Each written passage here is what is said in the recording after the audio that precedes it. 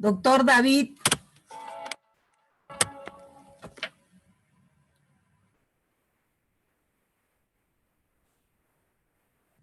Doctora. Para iniciar. Bien, muy buenas noches con todos los presentes en el auditorio virtual. Continuando con nuestro ciclo de conferencias. Doctora, ¿se me escucha, no? Sí, doctor, se le escucha. Con el ciclo de conferencias Límites al Poder Punitivo del Estado en tiempo de pandemia. En esta oportunidad ha tenido la gentileza de acompañarnos el doctor Jorge Antonio Vilches, abogado por la Universidad Católica del Perú, magíster en Derecho Bancario y Financiero por la Universidad Católica del Perú, diplomado en el Derecho de Consumo por la Universidad Católica de Castilla-La Mancha, egresado de la Escuela Profesional de Literatura en la Universidad Nacional Mayor de San Marcos, docente en la Escuela de Posgrado de la Universidad Pacífico, analista de la Superintendencia de Banca y Seguros, Seguros y FP, actual director de Yurios y a la fecha docente de nuestra casa de estudios. Doctor, darle la bienvenida a usted por esa gentileza y el auditorio suyo. Muchísimas gracias, doctor Morales. Muchas gracias por todo, doctora Luzgarda. Vamos a dar inicio entonces a la presentación del día de hoy. Muy buenas noches a todos los presentes. Felicitaciones por la puntualidad y espero que podamos sacar interesantes lecciones en relación al tema que nos toca el día de hoy, que son todos los productos financieros, cómo llevar a cabo el mejor uso de estos. Fíjense, por favor, voy a iniciar esta presentación haciendo uso de la pizarra. Esta pizarra que empleábamos tanto en épocas de sanidad y que ahora no podemos dejar de lado. Fíjense, por favor, cuando nosotros hablamos de sistema financiero, tenemos que tener claro dos conceptos que los pongo en este momento. En primer lugar, el agente superavitario y luego el agente deficitario. Luego voy a ampliar sobre estos conceptos en la presentación. Lo importante en este momento es tener un acercamiento que nos aclare estos conceptos. Entonces, a ver. Muy bien. El agente superavitario es aquella persona que tiene un excedente y que desea depositarlo en el sistema financiero.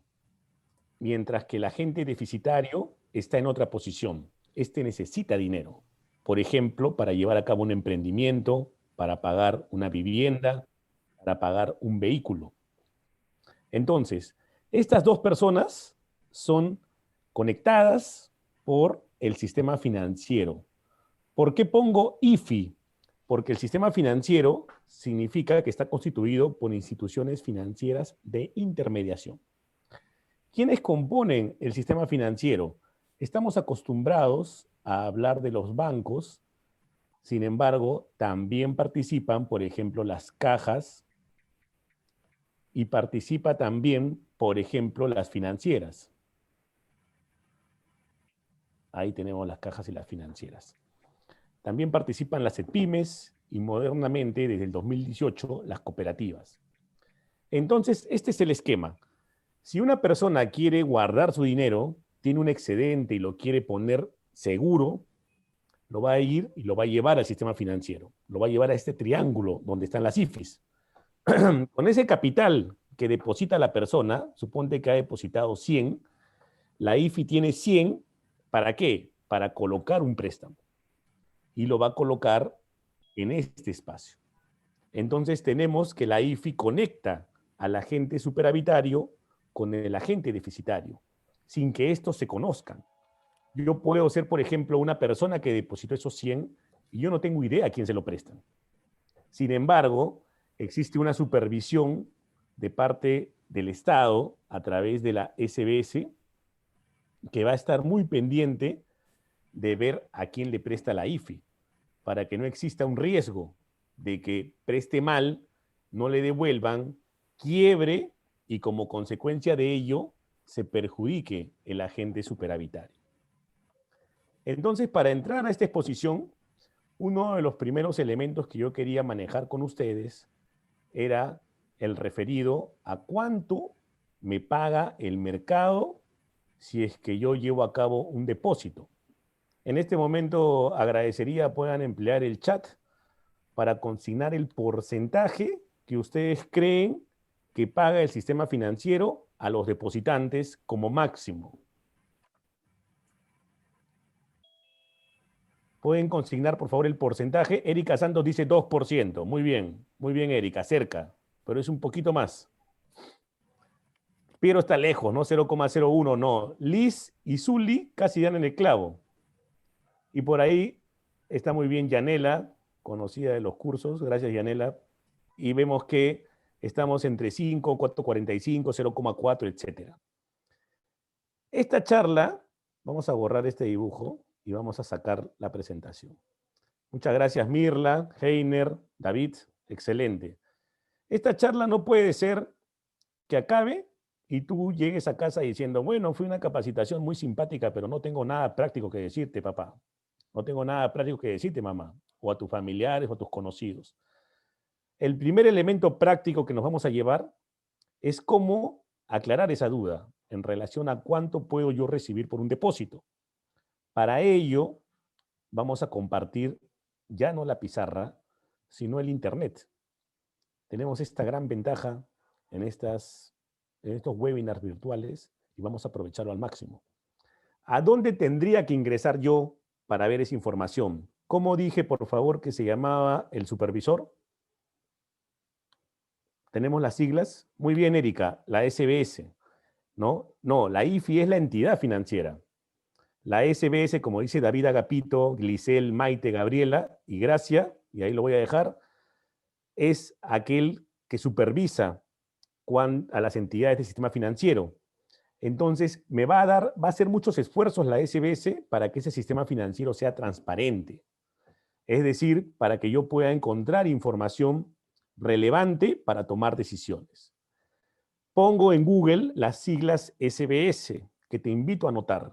Solamente llévate la sigla, porque ahora con este programa es muy fácil encontrar la página web. Ni siquiera tienes que saberte la página web entera. Solamente las siglas de Superintendencia de Banca y Seguros, SBS. Ingresamos en el portal. Y una vez que ingresamos, vamos a tener la posibilidad de encontrar varios portales. Como estamos en un webinar que te aclara el asunto, el panorama, tú tienes que tener muy claro que la información la vas a encontrar en orientación al ciudadano. Entonces ingresas en este campo donde aparece una pareja. Ingresas ahí y una vez que has ingresado, vas a poder ir hacia un espacio donde dice infórmate y compara. Ahí es donde debes llegar para comparar al momento en que quieras depositar quién paga más. Entonces yo voy a entrar ahí, voy a poner compara créditos, compara depósitos y obviamente me va a interesar el depósito, porque yo he preguntado por un depósito. Eso lo voy a encontrar, voy a ampliar esto un poco para que lo vean mejor. Esto lo voy a encontrar en este campo rojo. Antes de eso, fíjense que este comparador te permite ver las 25 regiones que hay en el Perú. ¿Por qué razón? Porque la oferta y demanda es distinta en Cajamarca que en Amazonas, que en Ancash, que en Lima y que en Tacna. Es distinta la oferta y la demanda. Entonces van a haber distintos resultados. Vamos a ver la información desde Lima, que está por default. Y vamos a ver los depósitos. Voy a elegir el producto que paga más en depósitos. Ese producto es plazo fijo en soles, como producto voluntario. Como producto que no es voluntario es la CTS y paga un poquito más, ahora te voy a explicar por qué. Pero veamos el plazo fijo en soles, que funciona perfecto para dependientes o para independientes. Ellos pueden abrir sin ningún problema un plazo fijo en soles. Pongo un monto razonable, 2.500 a un año, y comparo. Comparo y me va a salir la información en este cuadro que voy a ampliar para que ustedes se lleven con claridad el concepto. Al 30 de octubre del 2020, la entidad que más paga es Crack Raíz. Crack no es una droga, significa Caja Rural de Ahorro y Crédito. Y es una entidad que te está pagando 5.45. Es la que paga más. Y entonces tú tienes ahí que el comparador te lleva a una entidad que de repente antes de esta capacitación no sabías que existía. CrediRaíz no es tan conocida, la Crack Raíz no es tan conocida. Entonces, esta es la que paga más y si tú lo que buscas en el mercado es No, ya no te pelo ya. más No, rentabilidad, así no. No, ya no te pelo, ya retira. Oye, cuidado con sus audios, por favor. Si tú tienes la posibilidad de elegir la entidad por cuál paga más, la respuesta es Crack Raíz. Ahora, puede haber una preocupación ahí. Puede haber la siguiente preocupación. Yo puedo decir, por ejemplo, oye, pero la Crack Raíz no es conocida. ¿Qué pasa si quiebra? ¿Qué pasa con mi plata si es que la entidad de repente tiene problemas y quiebra? Si eso ocurriera, entonces tenemos que conocer otra entidad, que es el Fondo de Seguro de Depósito. Entonces, vamos a ingresar para ver este Fondo de Seguro de Depósito, cómo funciona. Voy a cerrar esto y fíjense, por favor. Para buscar al Fondo de Seguro de Depósito, solamente pongo FCD, que es las siglas de Fondo de Seguro de Depósito. Otra idea fuerza de esta capacitación. Ingresas ahí y lo que tú vas a encontrar es que existe un monto máximo de cobertura para las entidades que supervisa la SBS. Y ese monto máximo de cobertura, como puedes ver en este cuadro, es 100.777 soles. Hasta ese monto está cubierto tu ahorro, siempre y cuando sea en una entidad supervisada por la SBS. Entonces, solamente dos temitas. Por ahora, las cooperativas no participan del Fondo de Seguro de Depósito. Si la plata está en una cooperativa, todavía no forma parte del Fondo de Seguro de Depósito. Ellas van a tener su propio fondo y seguramente se va a regularizar más adelante. El otro tema, para que una entidad esté cubierta, tiene que haber aportado al Fondo de Seguro de Depósito durante 24 meses. Es decir, si tú escuchas de una entidad que es nueva en el mercado, no va a tener el Fondo de Seguro de Depósito. Y también tener presente lo siguiente. La persona que es beneficiada con este fondo, en caso de que quiebre la empresa, no paga nada. No te tienen que cobrar absolutamente nada. Es gratuito. Porque la idea del fondo de seguro es que las personas no desconfíen, no tengan preocupación de tener su dinero en una entidad que de repente podría quebrar.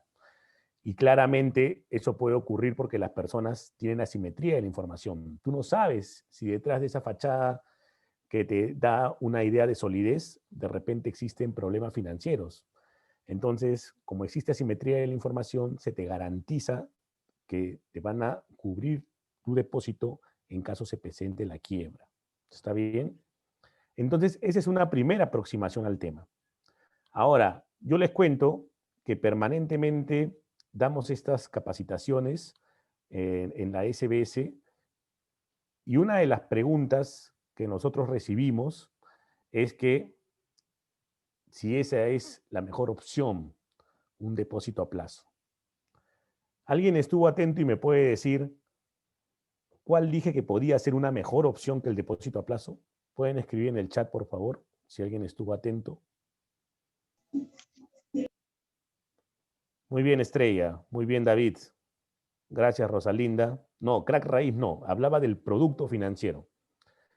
Es efectivamente la compensación por tiempo de servicios.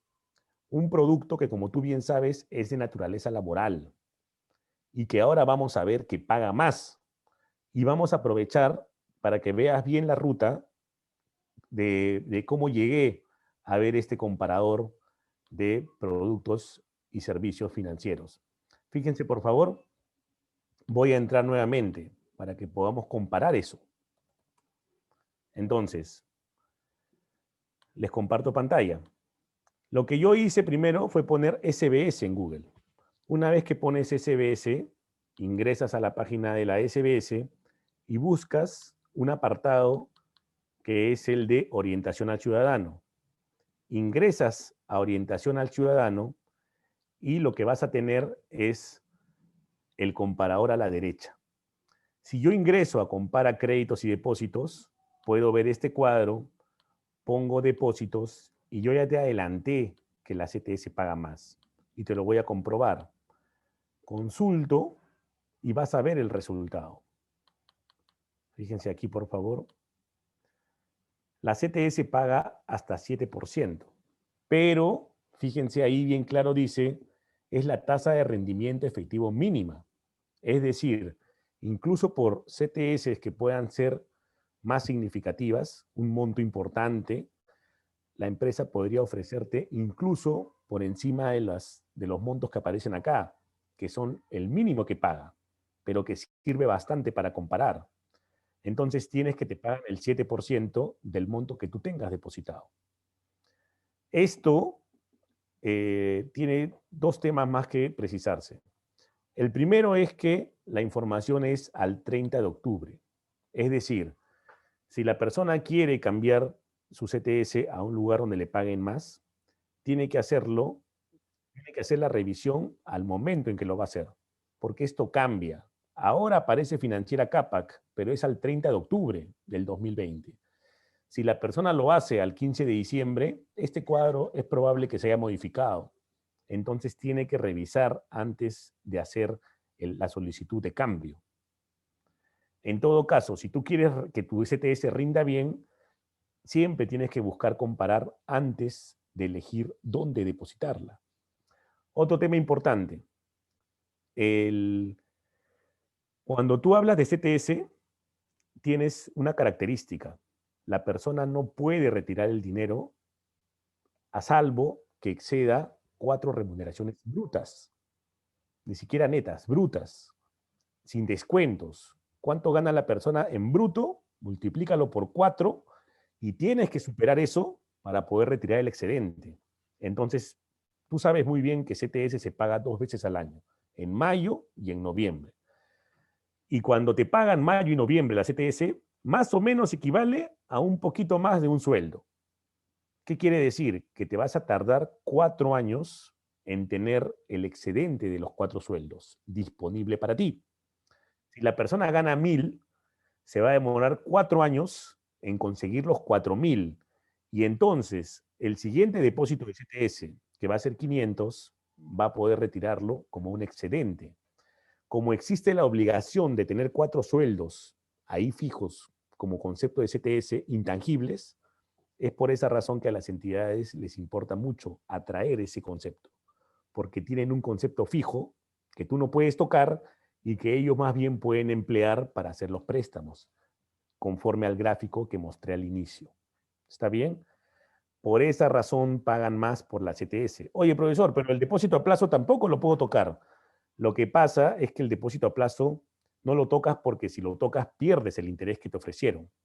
Te ofrecieron un interés interesante, pero tú lo tocas, lo dispones y lo pierdes. Sin embargo, lo puedes hacer. Por ejemplo, Jorge Machuca abre un depósito a plazo ahora el 30 de octubre, pero se da cuenta el 15 de noviembre que tiene una necesidad. Entonces, yo sé que si lo saco, voy a perder el interés, pero si la necesidad es muy fuerte, lo voy a sacar.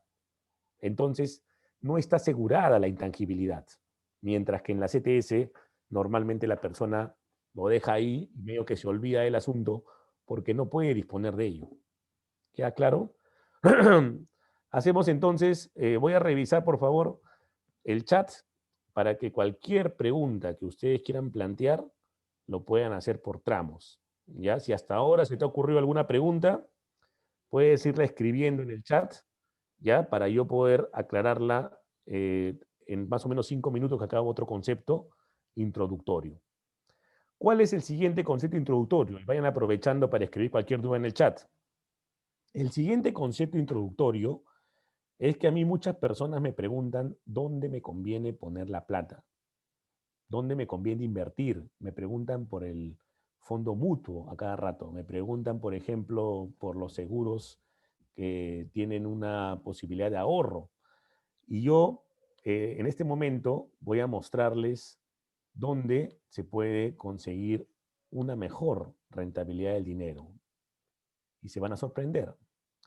Vamos a verlo entonces. Fíjense, por favor, por tercera vez, para que esto se asiente, vamos a mostrar la ruta. Una vez que acabemos con este concepto, voy a revisar el chat, así que puedes ir escribiendo, pero no te apresures, porque voy a revisar unas 3 veces el chat. Entonces, volvemos a ingresar a Google. ¿Qué pongo? SBS. Pero ahora quiero mostrarles otro concepto. Vamos a encontrarlo también en orientación al ciudadano. Bajemos ahí. Pero es otro concepto el que voy a mostrarles. El que voy a mostrarles es un concepto en relación a cuál paga más. ¿Cómo puedo hacer que mi plata rentabilice más? Y eso te lo voy a mostrar a través de la comparación de la rentabilidad de las AFPs. Seguramente ustedes en las redes han escuchado que las AFPs son terribles y que merecen ser destruidas. Pero muchas personas conocen poco de las AFPs y se quejan de ellas más que nada por el tema de la intangibilidad. Aunque admite muchísimos cambios porque puede siempre mejorar, quiero que vean la rentabilidad. Si yo ingreso a ver la rentabilidad de las AFPs, encuentro este cuadro. Y le voy a pedir, por favor, al que tenga más facilidad para visualizar el cuadro, que me escriba en el chat cuál es el monto más alto que puedo yo conseguir en las AFPs.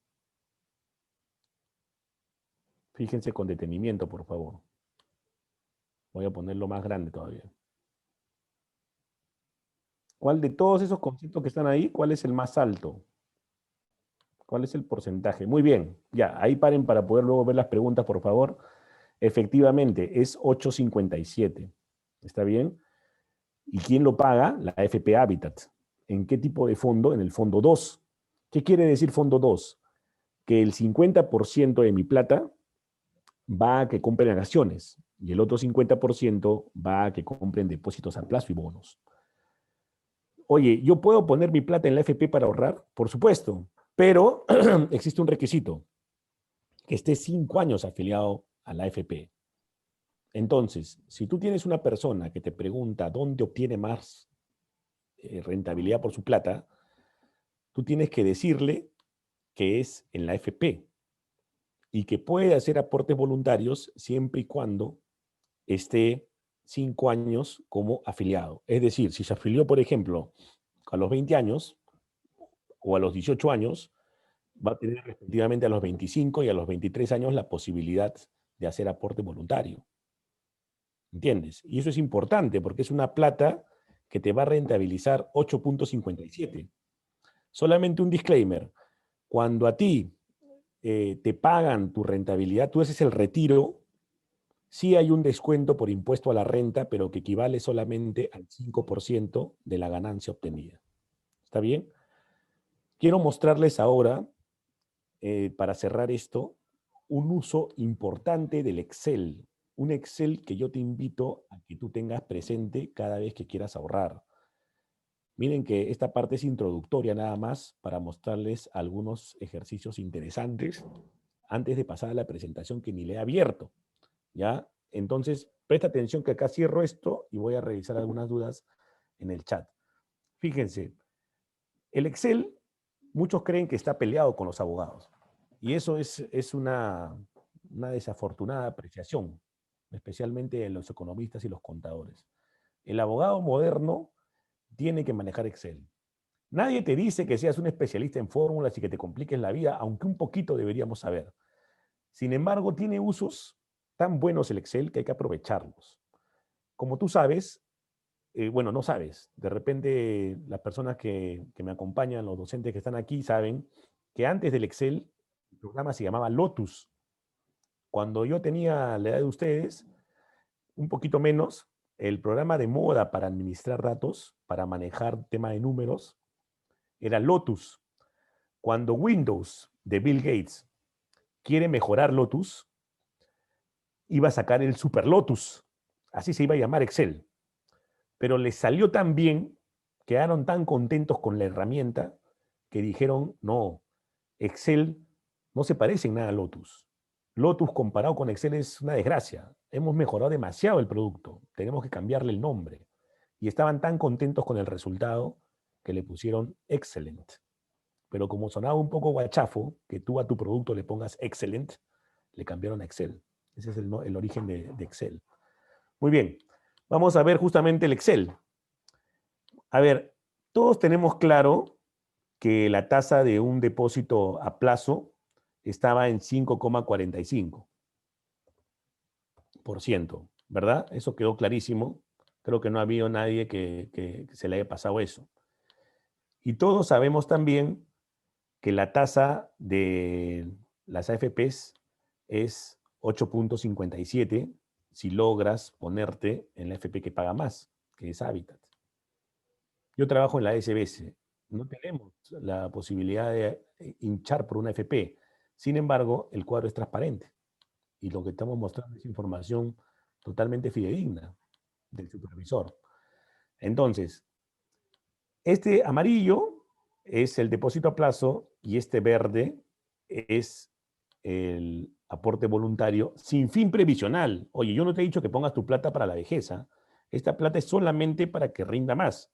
Entonces se llama aporte voluntario sin fin previsional. Acá te pongo ABSFP, que significa aporte voluntario sin fin previsional. Mientras que el otro es un depósito a plazo mucho más conocido por todo el mercado y más solicitado también.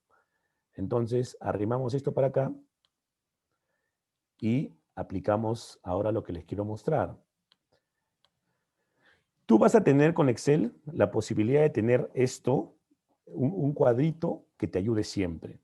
¿Cómo hacerlo? Bien simple. Tienes que tener un espacio que te permita comparar productos como lo acabo de hacer y un espacio también que te permita jugar con esto y con montos. Entonces, en este espacio yo solamente pongo igual, ¿ya? Igual, y pongo este de acá, ¿ya? Igual este de acá por un monto X, por ejemplo. Vamos a ponerle acá esta celda nada más. Vamos a poner acá igual, comparo esto y lo multiplico por lo que aparezca en esta celda, ¿no? Entonces, ahorita aparece 0. Pero si yo pongo, por ejemplo, 10.000, me aparece que el 5,45% de 10.000, que lo voy a poner más grande para que lo vean bien, ¿no? El 5,45 de 10.000 es 545. ¿Está bien? Este es el primer ejercicio. Lo otro que voy a poner es en la parte de acá abajo, ¿ya? Acá vamos a poner en esta celda de acá, vamos a agrandarla. Voy a poner igual y ponemos esta celda, ¿ya? Pero la multiplicamos por 857. Y obviamente me sale 857. Porque he puesto un monto fácil, que es 10.000. Pero ese monto no es no el que vas a manejar tú cuando quieras comparar.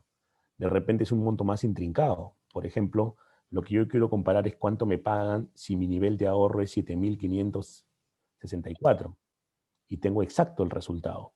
Puedo ver la diferencia de aportar en uno o en otro, de usar un producto o usar el otro.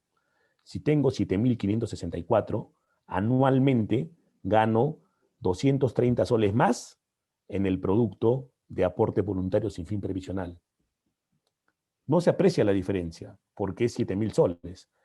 Pero conforme tú quieras lograr tus metas, en pareja, quieras comprarte una casa, cuando ya trabajes y tengas esa posibilidad, vas a tener que ahorrar. Y ese monto puede ser más importante. ¿Qué pasa si tú con tu pareja has ahorrado 26.431? Que es un monto que entre dos y con constancia perfectamente vas a poder lograr para tus metas. Ahí sí se ve la diferencia. En uno gano 1.440 y en otro gano 2.265. Es más, si quieres tener la diferencia mapeada respecto de uno y otro, es tan simple como poner que esto, en todo momento quieres restarlo de esto. Y ahí te sale. Vas viendo cuál es la diferencia que vas obteniendo en uno y otro. Entonces, yo te invito a tener un cuadrito como este en el hogar. Y fíjate, la gente que ahorra un montón, la gente que logra tener constancia o que, por ejemplo, tiene el aporte obligatorio por las AFPs, todos saben que tienen más de 26.000. Una persona de 50 años que es dependiente, más o menos en promedio, tiene 51.000. Y puedes ver la diferencia. Anualmente en uno saca 4.000, en otro 2.700, y la diferencia es 1.591 anual. No se puede comparar un producto con el otro. Pero peor va a ser si me voy a un producto que paga 2%, que es lo que ustedes indicaron al inicio, porque efectivamente hay entidades que pagan menos. Entonces, este cuadro, este Excel nos puede servir muchísimo. ¿Está bien? Voy a empezar a contestar algunas preguntas antes de ver la presentación. Espero tener toda su atención, por lo que vamos a decir muchas cosas de interés el día de hoy. Muy bien. A ver. Tenemos entonces, a ver. Ya. Dice Jacqueline Requena, ¿no? Te pagan el interés, pero el mínimo más no el pactado en el plazo fijo. En realidad lo que te pagan, cuando salía ahí, el interés mínimo es el interés mínimo que ofrecen las entidades. Cuando tú vayas a las entidades a pedir un producto de depósito, tienes que preguntar por la tasa de rendimiento efectiva anual, porque esa tasa te la pagan, ¿no? Y cuando tú tienes esa tasa, te van a pagar ese como líquido, porque cuando dice tasa efectiva anual, la palabra efectiva quiere decir que le descuentas cualquier tipo de comisión que te pueden cobrar al momento de retirar. Entonces, si dice 7%, te van a pagar ya que el 7% líquido. Caso contrario, puedes denunciarlo. Los fondos mutuos Darwin, te invito a que los revises bien, porque desafortunadamente son muy volátiles y en algunos casos no son tan rentables como el que he mostrado en este momento comparando el fondo 2 de las AFPs, ¿no? Muy bien. Manuel Jiménez nos dice, ¿cómo se calcula la CTS de los trabajadores del régimen laboral general de la actividad privada? Lo que existe un cálculo que es un poco complejo. Esta charla no es de naturaleza laboral, pero lo que tienes que tener presente es que siempre se toma como referencia la remuneración asegurable, es decir, todos los conceptos que involucran a tu remuneración, y se separa por sextos, ya que se paga cada 6 meses, en los meses de mayo y noviembre. El resultado, para simplificar un poco el asunto, es básicamente la mitad de una remuneración y un poquito más. Muy bien. Cirelli nos dice, ¿no? ¿Qué pasa si la CTS cae en crisis? La CTS es un depósito y como tal está cubierto. Si ustedes tienen la duda en relación a ello, o sea, oye, ¿sabes qué? Mira, yo tengo una persona que una vez se iba a comprar una casa con su pareja. El sueño de toda su vida, comprarse una casa, tener una casa propia, crecer juntos. Hacen el depósito en una financiera, ya, en el año 2019, y la entidad quiebra. Quiebra justo cuando han hecho el depósito para poder tener la cuota inicial de la casa. Más piñas que ellos no conozco, ¿ya? Se asustaron muchísimo porque era un ahorro importante el que habían logrado, casi 40.000 soles, y de repente les sale que ha quebrado la entidad justo cuando ni siquiera les han desembolsado el crédito, cuando han hecho el abono para la cuota inicial. Entonces, vienen y te preguntan, oye, ¿esto está cubierto o no? Y te lo preguntan pues con estrés, porque obviamente es plata la que está de por medio y es el momento en que los abogados realmente tenemos ese momento de importancia en la vida de las personas. Pero vamos a ser importantes si conocemos el tema.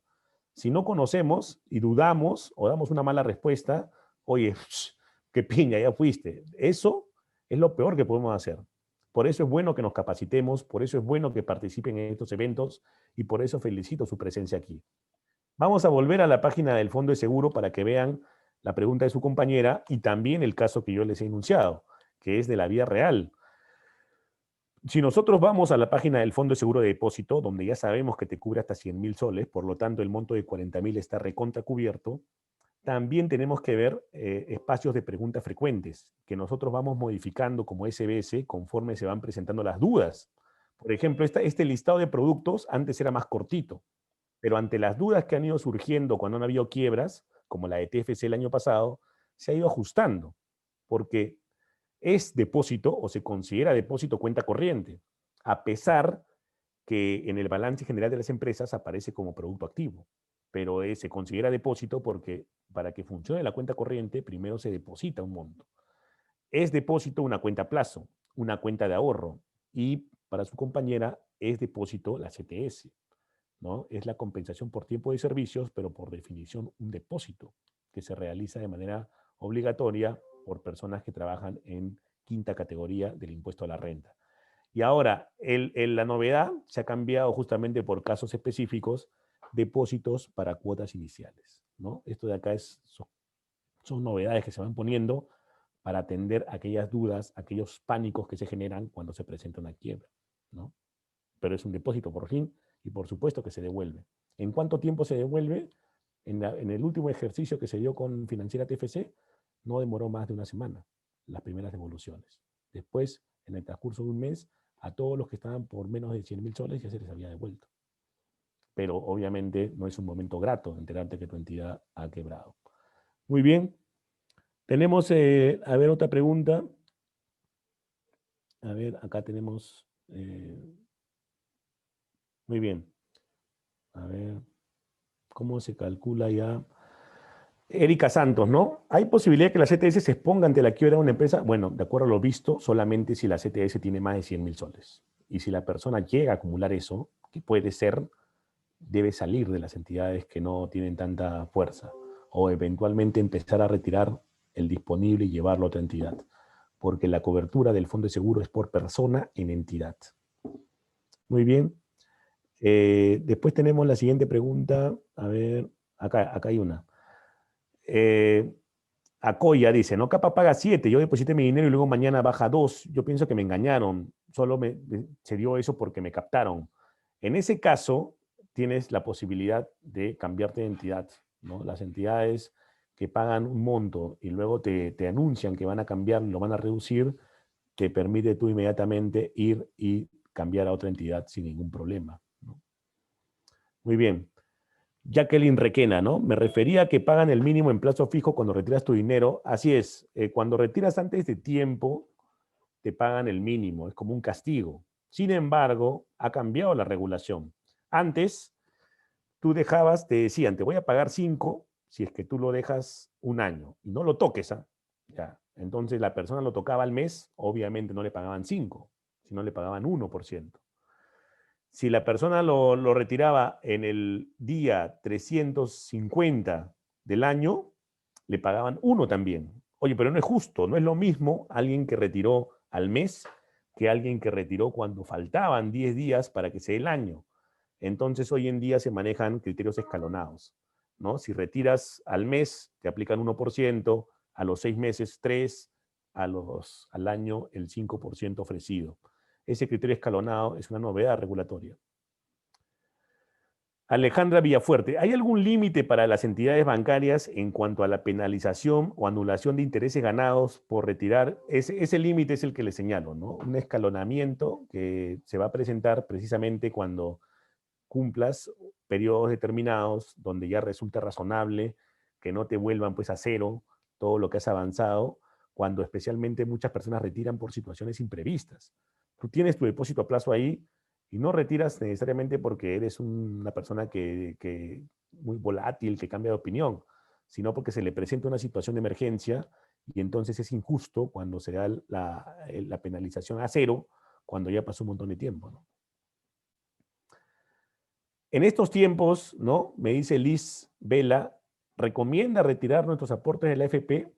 Lo que pasa es que solamente se ha podido retirar los aportes en función de una ley, que es la 31017, que permitió en el mes de mayo que retiremos el 25% de los aportes, pero con un tope de 3 UITs, es decir, 12.900 soles. No ha habido otra iniciativa similar, ¿no? Sino solamente enfocado, por ejemplo, en personas que les aplicaron la suspensión perfecta y por montos un poco menores, 2.500 aproximadamente. Entonces, no es que uno voluntariamente dice, ¿sabes qué? Voy a quitar mi plata de la AFP. No se puede, es un aporte obligatorio cuyo destino es la vejez. Por eso es que vas a ver mucha gente zapateando por eso. Ahora, yo cuando les mostraba este 8.57, me refería más que nada al aporte voluntario que pueden hacer las personas, ¿no? Xiomara, ¿no? Muy bien, saludos, Xiomara. ¿Cuáles son los requisitos para el retiro completo de la CTS? ¿Es necesario algún documento que, que acredite el desempleo? Efectivamente, tienes que ir a la entidad financiera y presentar pues un documento de que acredite tu cese. Sin embargo, no basta, porque hay tanta falsificación en el Perú, hay tantas personas que por desesperación falsifican una carta y dicen, mira, acá está la carta que me han despedido, ¿no? Que las entidades llaman al empleador, tienen relaciones con la gente de recursos humanos y llaman para confirmar si es cierto lo que ha ocurrido. Le dicen, sí, efectivamente la persona ya no trabaja acá, ya ha sido retirada, ha cesado, ha renunciado con fecha tal, ¿no? Tiene que presentarse uno de esos supuestos de extinción del vínculo laboral para que se pueda retirar la CTS, ¿no? Ese monto intangible que está por debajo de las 4 remuneraciones. El excedente de las 4 remuneraciones brutas se puede retirar cuando tú gustes, ¿no? Muy bien, Duander nos dice, ¿no? Aporte a la AFP de forma independiente es nueva, ¿es perjuicioso o beneficioso? Los aportes voluntarios existen desde hace muchos años, solamente que antes del 2016 podías retirar 3 veces al año. Hoy en día puedes retirar cuando gustes. Y es un golazo, porque como ven, paga bien, ¿no? Es más, quien te habla está ahí, tiene sus aportes voluntarios. Y no es que yo voy a la AFP mensual, oigan, acá tengo un poco de plata, vengo a depositar mi aporte voluntario. Yo no hago eso. Yo lo que hago es, en mi tarjeta de crédito, la AFP me va haciendo mensualmente un cobro, como si, por ejemplo, me hubiera comprado algo. Así como tú puedes con la tarjeta, por ejemplo, comprarte algo que te gusta, un polo, de repente un pollito a la brasa, puedes poner que mensualmente te descuente, por ejemplo, 50 soles, 20 soles, 30 soles, dependiendo de tu capacidad adquisitiva. Y ese tú lo vas asumiendo como un gasto. Y cuando llega el momento de pagar la tarjeta, vas pagando las cuotas que se van sumando. Y de esa manera, si eres constante, el monto puede ser bastante significativo. La cosa es que no lo toques. Y cuando tú vas viendo, así como mi Excel, cómo va rindiendo esa plata, claramente te va interesando no tocarlo, porque llega un momento en el que va produciendo mucho. Este es un momento bueno para hablar, por ejemplo, de las AFPs. O sea, las AFPs son satanizadas en el país. Sin embargo, te pueden obtener un buen rendimiento conforme a lo que he mostrado. Gracias, Alejandra. Cireli nos dice, ¿no? ¿Cómo funciona la ONP? La ONP tiene otra característica, no hay un aporte individual. Tú en la AFP puedes saber cuánto tiene la persona. Tú puedes saber, oye, ¿cuánto tiene, por ejemplo, Tani Vargas? Ella puede saberlo. Tengo 1000, tengo 10.000. ¿Cuánto tiene, por ejemplo, Darla Portocarrero? Tengo X, Y, Z, David Morales, Luzgarda Palomino. Pueden saber si están en la AFP cuánto tienen de monto. En cambio, las personas que están en la ONP, desafortunadamente no lo saben. Solamente saben que tienen determinados años de aportación, ya que la plata que aportan sirve para pagar las pensiones del que se jubila. Cuando le preguntaron a la ministra si iba a haber devolución de aportes en la ONP, ella dijo, no podemos devolver un dinero que no existe. Y dijo algo cierto. De repente le faltó un poco de una manera más, se podría decir, empática de decirlo. Pero es cierto, porque la plata que tú aportaste como joven sirve para pagar la pensión del anciano que se está jubilando. No hay una plata, no hay un fondo de por medio. Y ahí vienen los problemas cuando quieres retirar, por ejemplo, en una situación de emergencia sanitaria, la plata. Ese es el problema. Muy bien, vamos a, antes de continuar, vamos a dejar ahí unas preguntas, vamos a revisar la presentación, después volvemos a las preguntas. He traído una presentación en la que vamos a avanzar y les pido por favor toda su atención. El tema que tenemos para el día de hoy es bastante interesante y hemos preparado algo que sea acorde con esta iniciativa que tiene la universidad de generar capacitaciones que resulten útiles para ustedes, que resulten unas capacitaciones que te den elementos prácticos en el mercado. Ya hemos tenido una aproximación, pero ahora nos vamos a apretar el acelerador para soltar una serie de conceptos que te van a abrir más el panorama. Fíjate, por favor. La presentación que yo he venido a traerles y sobre la cual ya comencé a dar algunos conceptos importantes es el uso adecuado de productos financieros. Mi nombre es Jorge Antonio Machuca Vilches y soy docente de esta casa de estudios. Estoy muy contento de cómo se están dando los avances en estos tiempos de virtualidad y muy contento también con los estudiantes de la universidad que conozco de mucho antes. Yo dicto en la universidad desde el año 2013, solamente que por temas laborales han habido intervalos en los cuales no lo he hecho. Entonces, para mí un placer estar aquí y la presentación que he preparado va a tener bastantes conceptos que te invito a que conozcas. Primero, tenía esta dinámica que están viendo, que es para poder comparar, para tener una herramienta práctica. Sin embargo, yo tengo el aprendizaje esperado en 3 conceptos claves. El impacto del COVID, vamos a ver realmente cómo nos ha golpeado este COVID, pero también la importancia de sacar lecciones aprendidas. ¿Qué es el sistema financiero? Y algunos elementos de uso adecuado de productos. Fíjense, por favor, la dinámica ya la hice. Fue un poco para generar este conflicto cognitivo al inicio, para generar una conciencia de que te vas a llevar conceptos importantes aquí. Ahora quiero hablarte del COVID desde algunos números, porque escuchas mucho en las redes, hay mucha información, pero tenemos que ver qué ha pasado realmente. Esto es lo que ha pasado. Este es el último reporte del Fondo Monetario Internacional que tenemos disponible.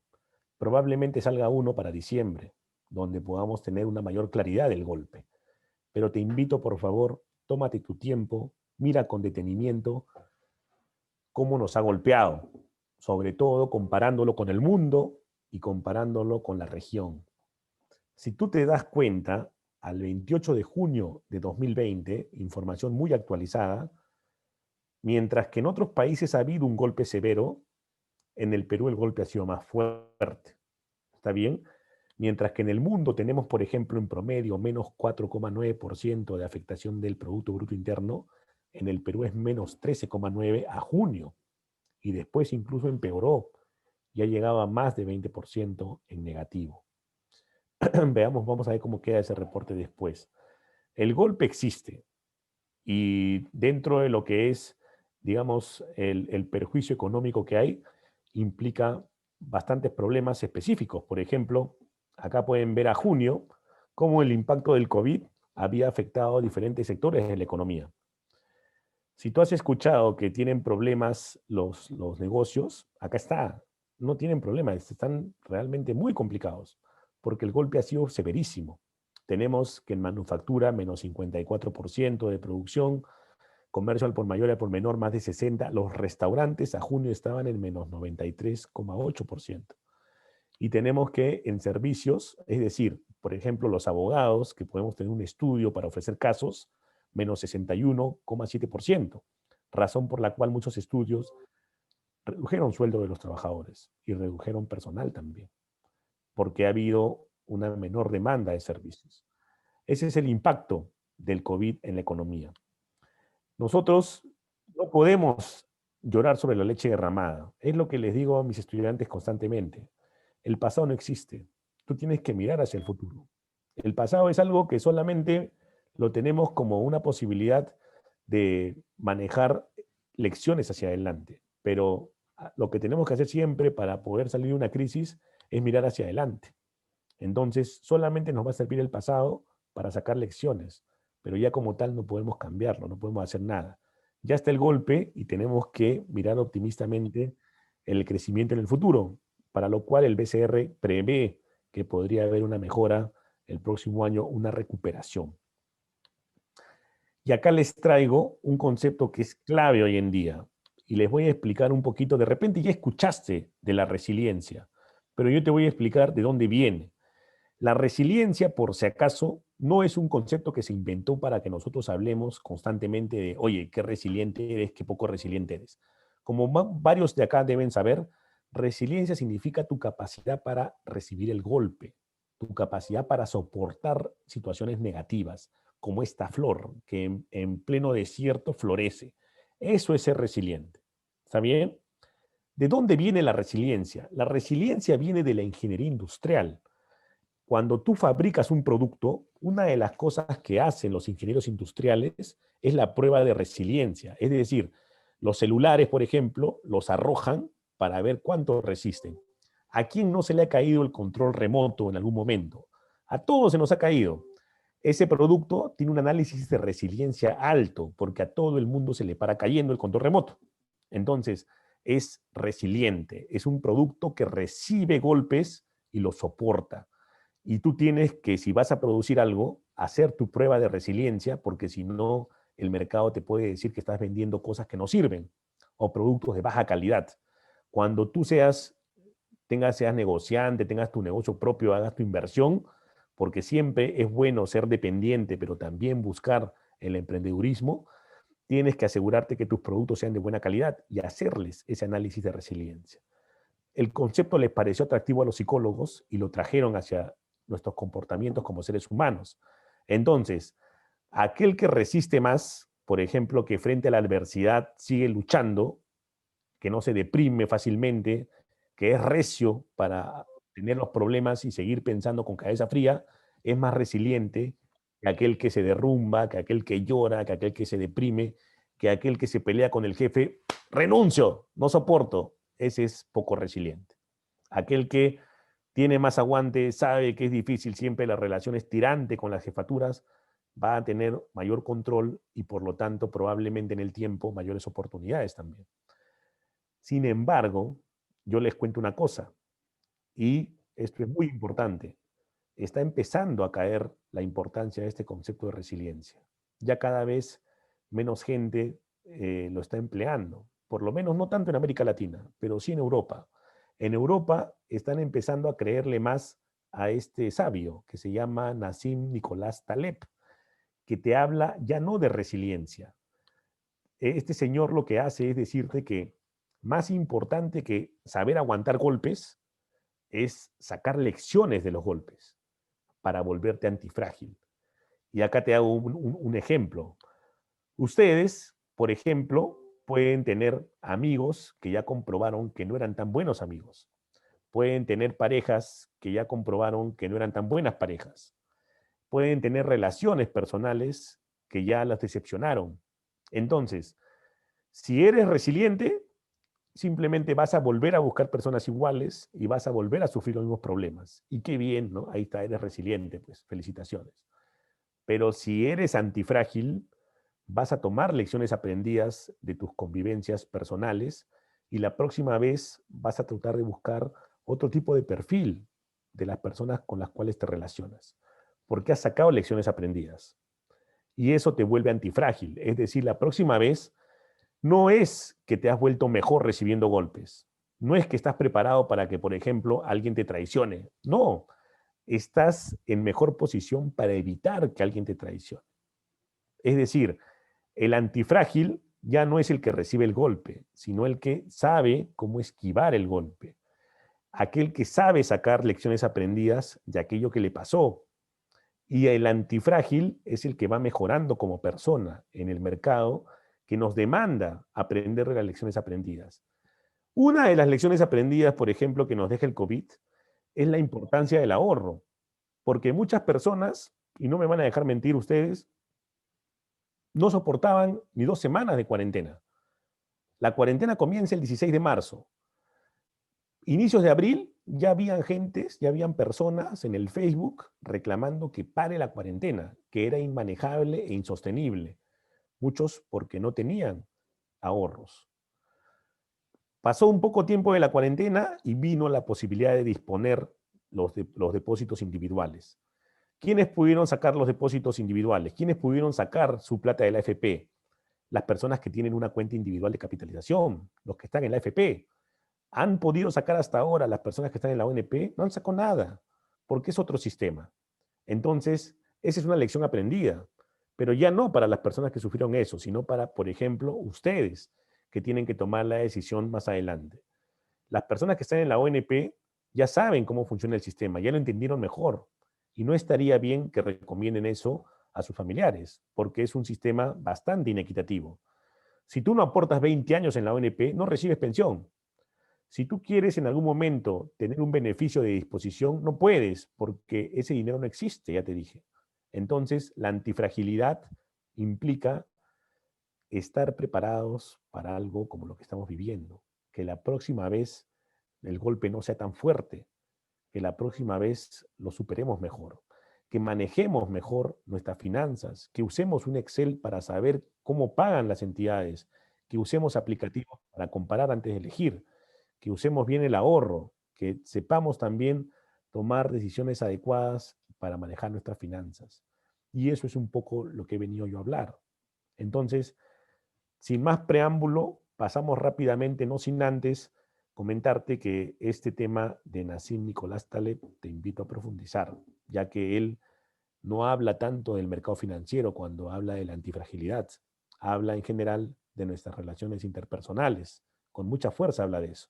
Entonces, de repente alguno de ustedes está tomando nota de que es importante hoy en día no ser tan resiliente, sino aprender a sacar muchas lecciones aprendidas de todo aquello que nos va pasando. Nosotros somos el resultado de las decisiones que vamos tomando. Ustedes han tomado una muy buena decisión, han tomado la decisión de estudiar. El día de hoy han tomado la decisión de capacitarse. Esas son buenas decisiones que van a ir sumando para ti. Y esas decisiones son las que van a dar en el largo plazo un resultado. Pero van a mejorar tus decisiones si tomas siempre el pasado únicamente como la posibilidad que te nutra de lecciones aprendidas. Llévate esa idea a fuerza. Muy bien. Vamos a lo que hemos venido rápidamente. El sistema financiero. Ya te lo expliqué.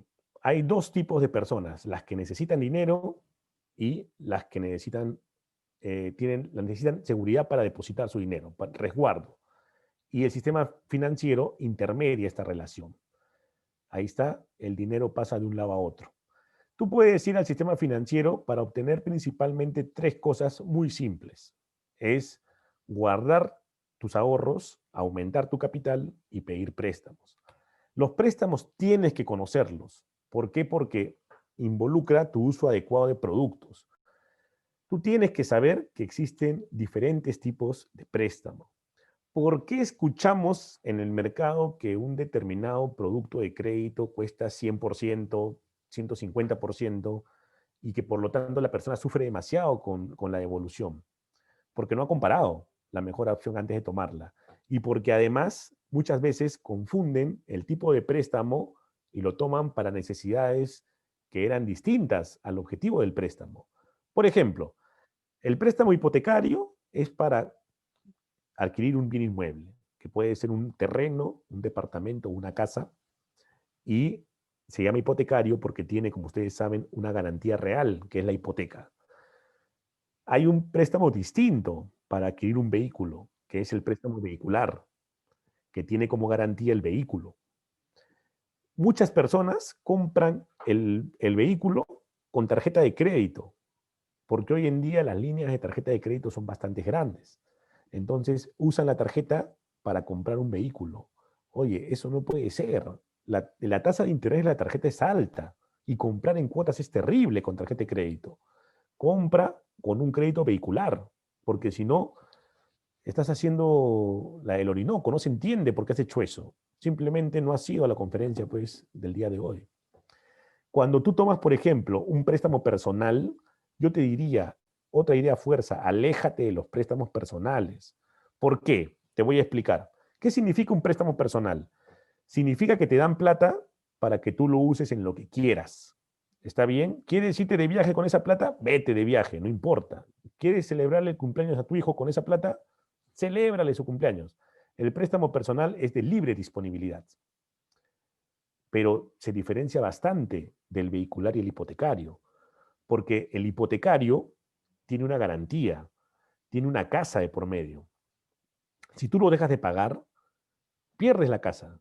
Cuando las personas no pueden pagar su hipotecario, prefieren salir de su zona de confort y hacer, por ejemplo, una parrillada, hacer una pollada, hacer una actividad, pero pagar su cuota, porque no quieren perder la casa.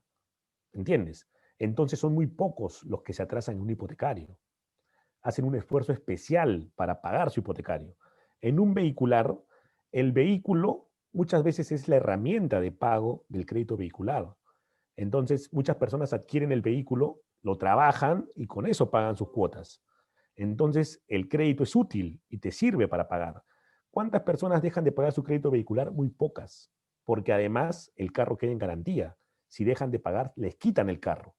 ¿Entiendes? Pero en el crédito personal, ¿cuál es la garantía de la entidad? No hay garantía. ¿Y cuál es la utilidad que tú le das? La que tú quieras. Entonces, muchas veces, cuando la persona toma un crédito personal, le cobran la tasa de interés más alta, porque es el crédito más riesgoso. Si a ti te dicen, oye, no, acá te doy 3.000 soles para lo que tú quieras, ten cuidado con eso, porque eso de que para lo que tú quieras es justamente un crédito que mucha gente no paga, porque lo emplean mal. Te voy a contar un ejemplo. Una persona pide un crédito, ¿ya? Crédito personal, con desembolso de 5.000 soles. ¿En qué usa los 5.000 soles? Te estoy hablando de tiempo de sanidad, para celebrarle el cumpleaños a su hijito. Entonces, como tiene 5.000, se emociona y lo empieza a gastar con bastante soltura, ¿no? Entonces le compra pues sus inflables, le alquila sus inflables para la reunión, para que todos los chiquitos salten en los inflables, le trae a una animadora conocida, le hace pues un montón quecazo, le pone todos los motivos, hace un fiestón con mozo todo. Se gasta los 5.000 soles. Dime tú, para esa persona, ¿cuáles son los incentivos para devolver? No hay. Solamente si es que es una buena pagadora, devolverá. Pero ¿qué incentivos, qué utilidad le dio la plata? Ninguna. O sea, solamente un momento de diversión que al poco tiempo se te va a ir ese placer. Tu único beneficio cuando gastas la plata así es tu recuerdo de Facebook, que te va a aparecer el siguiente año y te va a decir, mira qué bonita estuvo la fiesta hace un año. Entonces, la persona a la primera que tenga una dificultad no paga ese crédito. Como no lo paga, entonces la entidad no se hace problemas. A todos los que piden préstamo personal les cobra más caro. ¿Entiendes? Entonces, si tú pides un préstamo personal con libre disponibilidad, te van a cobrar la tasa más alta del mercado. Esa tasa va a ser altísima. ¿Alguien quisiera hacer el ejercicio de comprobación? ¿Quieren ver la diferencia de las tasas para que se saquen ese mito de que de los intereses? ¿A alguien le interesa? ¿Sí? Ya, muy bien. Vamos a hacerlo rapidito, ¿ya? Para que vean, por favor, esta diferencia y no digan, ¿sabes qué? Este profesor me está vendiendo humo. Seguramente este profesor ha venido a defender a las entidades. No es así. Lo que te estoy diciendo es totalmente a partir de información que tú, espero, por favor, llegues y hagas el efecto multiplicador. Si de algo nos sirve esta charla, es que no solamente la vas a recibir tú, sino que queremos que lo compartas de manera útil y lo tengas presente cuando llegue el momento. Te voy a mostrar las tasas de interés y la próxima vez que veas a un congresista hablando, la tasa de interés, ya, en ese momento te vas a acordar de esta charla. ¿Ya? Fíjate, por favor. Ya saben la ruta. Entro a Google. Me meto acá a la SBS y entro aquí al Home. Entro a esta parte de aquí y me voy a donde dice orientación al ciudadano. Eso ya lo saben, solamente que hace un rato comparamos depósito. Ahora te voy a comparar el crédito. Yo no tengo ningún problema. Si sale alto, pues. Pero vas a comprobar lo que te he dicho. En primer lugar, tengo que poner créditos. Luego tengo que poner, vamos a buscar un crédito con garantía. ¿Cuál te dije que tiene garantía? El hipotecario, por ejemplo. Entonces me meto al hipotecario. Un hipotecario razonable con el costo terrible de los inmuebles es por lo menos 80.000 dólares. ¿Ya? Esa es la realidad. No vas a encontrar un hipotecario hoy en día que sea cómodo. Vamos a ponerlo a 80.000 dólares. Entonces, si yo veo las tasas, y no me vas a dejar mentir, ¿ya? Las tasas son, por ejemplo, de 10%. Acá lo puedes ver. ¿Por qué entonces a veces el hipotecario sale caro? Porque lo devuelves en 20 años. Y si es otra cosa, pagas intereses compensatorios porque ese crédito es de largo plazo. Pero la tasa es baja. 10, 11, 12, 12,92. Si bajamos, acá hay un error con el Continental, pero hasta 30 llega. Eso es lo razonable que vas a encontrar en un hipotecario y ya es bastante caro. Deberías quedarte más o menos con una tasa que vaya de 10 a 16 máximo. Ahora, vamos a ver otro que tenga garantía. Vamos a ver el vehicular. Pongo vehicular y ya sabes, si la persona no paga, el carro te lo quitan, ¿no? Cuando a una persona tú le veas que se ha comprado un carro, te va a decir, me compré un carro. Y tú como abogado le vas a decir, mentira. Lo vas a comprar cuando lo pagues totalmente. te lo has financiado. No se olviden. Entonces, si tenemos el crédito vehicular, tenemos que comienza en 15%. Es razonable, es una tasa razonable, 15%. Va a subir 15, 21, 30, ¿no? Un tercio de lo que has pedido, y va a llegar a un poquito más, hasta 42. Lo razonable es que tú lo manejes entre 15 y 34. Ahí está perfecto. ¿Está bien? Ahora vamos a ir. Ustedes han leído La Divina Comedia. Esa es la historia de Dante Alighieri. Vamos a ver lo que es descender hacia el lado oscuro. Vamos a poner entonces préstamo de consumo, porque ahí está el de libre disponibilidad. ¿Cómo lo denominamos aquí? Préstamo personal. Entonces ponemos el préstamo personal a 12 meses. ¿Qué pasa si yo pido los 5.000 soles para hacerle la fiesta a mi hijito? Que era el ejemplo que te ponía. Y ojo, te puedes gastar tranquilamente 5.000 en una fiesta, si es que eres de aquellos que les gusta impresionar a personas que realmente no les importa que las impresiones, ¿no? Comenzamos con 29. Oye, no están tan mal. ¿De qué está hablando este profesor? Pero seguimos bajando. Ya superamos el del vehicular. Acá ya pisamos el 50% con Interbank. Pero el tema es que podemos seguir bajando.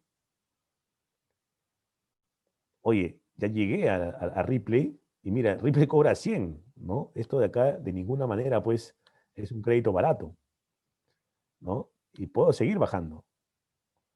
Y llego hasta Financiera Efectiva, que nos está cobrando 209%. ¿Te das cuenta? No encontramos algo así en el hipotecario y en el vehicular. Lo encontramos en el libre disponibilidad. Entonces, cuando tú escuchas, oye, los malditos intereses de las entidades financieras usureras, ¿no? Que dicho sea en paso, es un error, porque una entidad financiera no puede ser usurera, ya que según la Ley General del Sistema Financiero, tiene libertad para cobrar intereses. Usureros podemos ser las personas naturales, cuando nos prestamos entre nosotras. Entonces, claramente, otra idea fuerza. Las tasas de intereses son altas cuando el crédito es riesgoso, porque mucha gente no devuelve y entonces le cobran al buen samaritano, justos pagamos por pecadores. Esa es la realidad de un crédito que tiene ese libre desembolso. ¿Entiende? ¿Quedó claro? Vamos rapidito entonces, para poder responder las preguntas. Nos vamos a ir rápidamente hasta el final de la presentación para que tú puedas plantear las preguntas y te lleves una mayor idea fuerza para que esto sea realmente un diálogo. Fíjate, por favor, también hay créditos de consumo que no es lo mismo, porque un crédito de consumo sirve para que te compres tu refrigerador, para que te compres tu laptop, ¿no? Es un crédito de consumo con un producto útil, que tú vas a ver la utilidad. Si te compras una laptop con crédito de consumo, le vas a sacar el máximo provecho, vas a pagar contento, ¿entiendes? Es distinto que una plata que ya te gastaste. Por ejemplo, esta gente que saca el crédito para irse de viaje, paga muchísimo para devolverlo. Por eso luego, primero pues rosas, ¿no? Y después temblores, ¿no? Te vienen con los problemas de que no están muy a gusto devolviendo el crédito para el viaje, ¿no? El de para estudios es el más noble y te invito siempre a tenerlo presente. Si eres buen estudiante, si logras tener una cercanía al tercio superior de la universidad, puedes tratar de buscar el crédito para estudios, porque eso sí, este no es para todos. Acá el requisito es ser buen estudiante. ¿Por qué? Porque la universidad, la entidad financiera te va a devolver la plata, ¿no? Tú le vas a devolver mediante un convenio que apunta a que vas a conseguir trabajo. Entonces tú mismo vas a devolverlo cuando trabajes. Pero para eso tiene que haber pues un filtro, porque los que normalmente consiguen más rápido trabajo son aquellos que son mejores estudiantes. Entonces van a controlar que seas buen estudiante para pagar una maestría con crédito, por ejemplo. Y el capital de trabajo es para negocios, ¿ya? Entonces vamos rapidito, por favor, para poder responder sus preguntas. La información es importantísima para tomar decisiones y esta información, como han visto, es abundante. Yo te he mostrado la página web, pero hay otros elementos. No se preocupen por el detalle, ya que yo voy a compartir esta presentación para que puedan tenerla y revisarla con mayor detenimiento. Ya hemos visto que para comparar los productos se usan tasas de costo efectivo anual.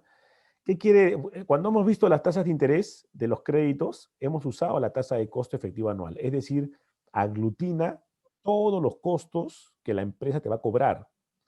Y para eso siempre uso el siguiente ejercicio. Una vez me fui de viaje y me cobraron, pregunté cuánto costaba un paseo hacia una laguna y me dijeron que costaba 20 soles. Yo fui contento, dije qué barato que está, toma tus 20 soles y bien ganados.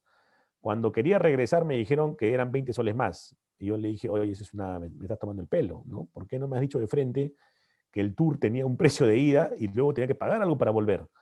Me has debido decir todo, porque si no me iba a buscar por otro lado, ¿no? O en todo caso, ¿qué pasaba si no tenía en el bolsillo más que 20 soles? Entonces hubo un reclamo ahí. El tema es que tú también puedes querer eso cuando compares productos financieros, que te den el total, que te digan cuándo te van a cobrar con comisiones, gastos y todo, porque si no, no es comparable, pues. ¿Qué pasa si, por ejemplo, una entidad te dice 10%, la otra te dice 15%, tú eliges la de 10%, pero una vez que empiezas a tener el producto, la entidad te dice, no, pero 2% más por comisión de desgravamen, 2% más por la tasación, 1% más por el interés moratorio, por la penalidad, y tú al final se vuelve, la que decía 10 se vuelve 20 y te hubiera convenido la de 15. Entonces hay que comparar con un indicador que sea igual para todos, que es la tasa de costo efectivo anual. Acá está el gráfico que demuestra que este concepto es aglutinante, que aglutina. Es importante también tener cuidado con las comisiones, aprovechar los canales digitales en esta coyuntura difícil que vivimos, tener mucho cuidado con los préstamos fraudulentos, ¿no? También con espacios donde puedes depositar y se puede presentar una pirámide. El uso de tarjetas de crédito tiene que ver mucho con el manejo consciente de tus gastos. Oye, tengo que usar el producto financiero cuando realmente me resulta útil, de forma prudente, porque si no, ahí tienes a la persona, vas a terminar así, ahorcado. Muchas personas tienen problemas con la tarjeta de crédito porque la usan como si fuera dinero propio. Cada consumo que hacen en verdad es dinero ajeno, que tienes que devolver. Y al final se le aglutina todo y se vuelve muy complejo. Hay personas que están muy estresadas porque no pueden manejar su tarjeta de crédito bien. Es una tentación muy fuerte para ellas. Podemos ampliar si desean sobre eso. Si hay un reclamo, no te olvides que hay la posibilidad de ir a la SBS, pero también al Indecopi. Yo diría que primero al Indecopi y luego a la SBS, porque el Indecopi abarca más y está más concentrado en el consumidor financiero. La SBS está más pendiente de si los problemas son estructurales con la empresa. En todo caso, antes de ir a cualquier entidad, tienes que ir primero al sistema financiero. Voy a hacer un gráfico que tiene mucho refuerzo de derecho administrativo, ¿ya? Y por favor te pido, Mercy, por favor, cuidado con tu audio, te pido que tengas mucha atención, porque va a ser un repaso de tu curso de derecho administrativo y vas a poder entender bien la diferencia entre Indecopi y la SBS. Fíjate, por favor, voy a compartir la segunda pizarra que hemos usado el día de hoy. Cuando tú vas a presentar un reclamo, tú eres este de aquí, ¿ya? Son dos personas que tienen que denunciar a la IFI. ¿Por qué? Porque ha ocurrido algo malo con ellas. Nadie es loco, nadie reclama por las puras. Y nosotros los abogados tenemos que estar atentos a ello. Entonces, cuando reclamas, puedes reclamar, como te he dicho, a la SBS, que es la Superintendencia de Banca y Seguros, o puedes reclamar a Indecopi, que lo vamos a dejar como Indec. ¿Está bien? Una línea pongo acá divisoria para que no se vaya a confundir el tema. Lo que tú tienes que llevarte con mucha claridad aquí es que en el caso de la SBS, esto se denomina denuncia. Tú no reclamas contra el sistema financiero, tú denuncias en la SBS, mientras que en el Indecopi no denuncias, tú ahí reclamas. Oye, profesor, no es lo mismo, no es lo mismo. Es como que me compares demanda con denuncia, que es una diferencia que normalmente como abogados todos tenemos. Ya tenemos muy claro, y espero que sea así, que la denuncia es penal y la demanda es civil. Eso lo tenemos claro. Pero cuando salimos a la cancha y nos quieren pedir asesoría, confundimos la denuncia con el reclamo en instancias administrativas. Y el cliente se da cuenta. El cliente te va a reclamar. Oye, ¿por qué has venido acá? Mira esta carta que me han respondido que no eran competentes, ¿no? O ¿por qué no tengo interacción con la entidad en la que estamos denunciando? ¿Qué está pasando? ¿Por qué me has traído acá? O sea, ellos no van a echarle la culpa del tema sino a ti, porque no le diste el consejo adecuado. Y eventualmente las mismas entidades que son traicioneras le dicen al cliente, oye señor, usted debería haber ido a la otra, ¿no? Y ahí tú te vas a tener que un poco que tratar de esconder. Presta atención, es totalmente diferente y vamos a usar el verde para aclararlo. Cuando es denuncia, la relación, tú denuncias, tú eres el que pone en conocimiento que algo salió mal, ¿ya? Pero la relación es entre la SBS y la IFI. Es bipartita, ¿está bien? A ti te dan las manos, te dan la mano, oye, muchas gracias por la denuncia, te enterarás del resultado al final, pero no eres un invitado a la fiesta, porque no eres parte, según el tubo de la ley 27444, que es la ley del procedimiento administrativo general. En cambio, cuando vas a Indecopi, se presenta un procedimiento tripartita, donde la entidad mira a los dos bajo ese esquema heterocompositivo que hemos visto en clases. En el reclamo, Indecopi es como un pequeño juez administrativo que va incluso a buscar la conciliación entre las partes, como parte de su procedimiento. En la SBS, si quieres buscar para temas de sistema financiero una conciliación, pues esperarás y no te llegará nunca esa conciliación. Solamente te agradecen la comunicación y te informan al final si el resultado del sancionador fue favorable o no, para que sigas tu tema ante el Poder Judicial, de ser el caso. Pero no te dan esa misma solución que te dan en Indecopi a nivel tripartita, como un reclamo. Todo esto lo puedes ver en el tubo de la ley 27444. Llévate, por favor, ese tema claro a casa porque es importante para todo lo que tiene que ver con sistema financiero. Ahora, el otro tema que quería ya tener presente en relación a esto es lo que tiene que ver con el comportamiento de pago. Te voy a dar más adelante la norma que está regulando estos temas complicados de reprogramación y que seguramente tienes algún conocido, familiar o amigo que lamentablemente está muy perjudicado por la crisis y no puede responder por su deuda. De ser ese el caso, te invito a que me hagas preguntas para poder aclararte esto. Antes, unos conceptos preliminares muy sencillos. El comportamiento de pago está compuesto de dos elementos. La voluntad de pago, es decir, que yo pague voluntariamente mi crédito porque me gusta ser buen pagador, pero también la capacidad de pago, que es que tenga yo cómo afrontar la deuda. ¿Entiendes? Entonces van a evaluar, antes de darte un crédito, si tienes ingresos para devolver. Entonces, si los tienes, el crédito va a poder ser más grande. Si no los tienes, probablemente sea rechazado. Pero además van a evaluar qué tan bien te comportas pagando previamente, porque todos en la vida generamos un historial. Tú ponte a mirar dentro del salón y pregúntate, ¿quién acá es confiable? Y vas a tener una respuesta. No me vas a decir que todos son confiables para ti, porque es natural que hayan personas que tienen un comportamiento que para el resto resulta más confiable que otras. La entidad hace lo mismo. La entidad, antes de prestar el crédito, se pregunta, oye, ¿quiénes del mercado peruano me van a devolver? Y como no sabemos, no es que la entidad se va a hacer tu amiga, ¿no? Oye, voy a presentarme con Mercy Córdoba.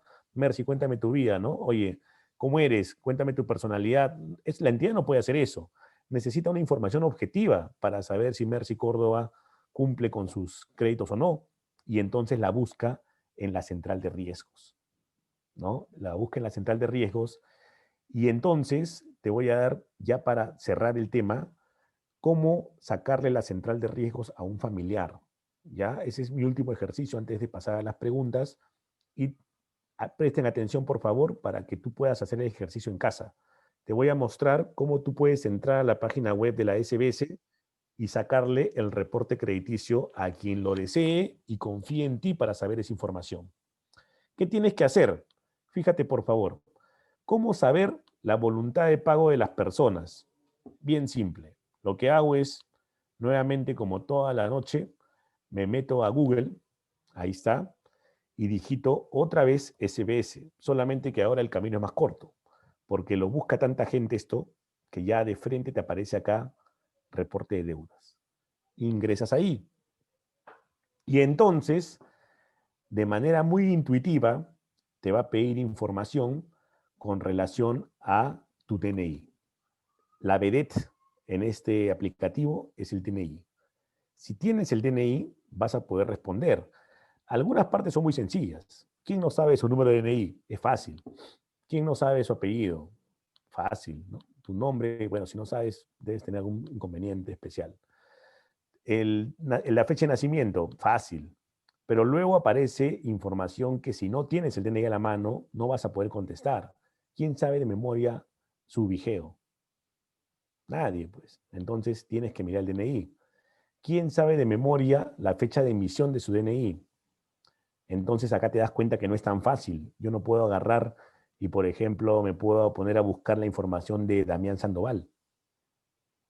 No puedo, pues, porque no tengo la fecha de emisión de su DNI. Tú habrás escuchado del secreto bancario. El secreto bancario protege los depósitos. Nadie puede saber cuánto tiene depositado, por ejemplo, Damián Sandoval. No podemos saberlo, porque es peligroso que lo sepamos. Si alguien sabe cuándo tiene depositado, lo puede extorsionar. ¿Entiendes? Entonces, eso tiene que guardarse bajo 7 llaves, pero se refiere a los depósitos. Para lo que tiene que ver con los créditos, es información pública, porque es más importante que la gente sepa cómo te comportas con tus créditos para que puedan confiar en ti. ¿Por qué en el Perú? Y esto de acá, miren, fíjense que este tema es bien interesante. Muchos de sus compañeros que ya están acabando la carrera están haciendo tesis. Y muchas de las tesis tienen que ver con desalojo, ¿no? Pero el desalojo es un procedimiento muy complicado en el Perú. No es fácil desalojar a alguien. Y entonces, el problema es que muchas veces buscan al abogado cuando el problema ya está presentado, cuando tienes un inquilino que no se quiere ir y te enteras, por ejemplo, que el contrato fue verbal, te enteras, por ejemplo, que el procedimiento es bastante engorroso, te enteras que todas las normas parecen estar protegiendo más al poseedor que al propietario.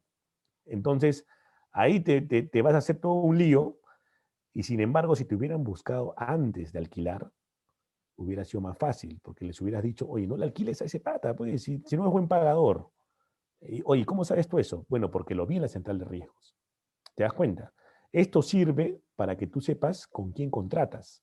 Entonces, es preferible que la información sea pública a que sea privada, porque nos puede evitar dolores de cabeza manejar la información de central de riesgos. Vamos a ver, por ejemplo, mi central de riesgos, ¿no? Yo no tengo problemas, pero mi cuenta de depósitos no te la voy a mostrar, pero mi central de riesgos sí, porque no pasa nada. Y es más, si quisieras averiguarlo, lo puedes hacer fácilmente. Te vas a Equifax, te vas a Sentinel, te vas a Data Perú, te vas a Exchange y lo pides, pagas 20 soles y ahí lo tienes.